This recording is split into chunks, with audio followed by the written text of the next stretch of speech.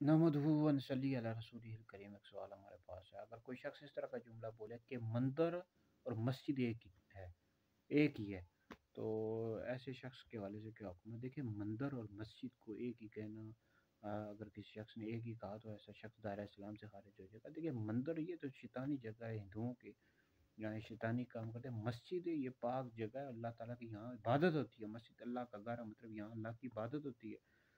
तो मस्जिद और मंदिर को एक ही कहना तो हरगिज़ भी इसकी इजाज़त नहीं है। ऐसा शख्स दायरा इस्लाम से खारिज हो जाएगा। अगर उसने वो शादीशुदा है तो दोबारा निकाह भी करे, तजदीद निकाह भी करे।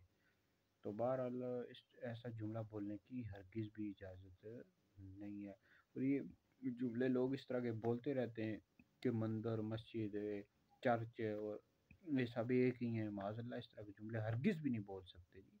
मस्जिद जो है इस्लाम के शार में से एक निशानी है, बहुत मुक़द्दस है और यहाँ अल्लाह की इबादत होती है, जो वहदहू ला शरीक है, उसका कोई शरीक नहीं है।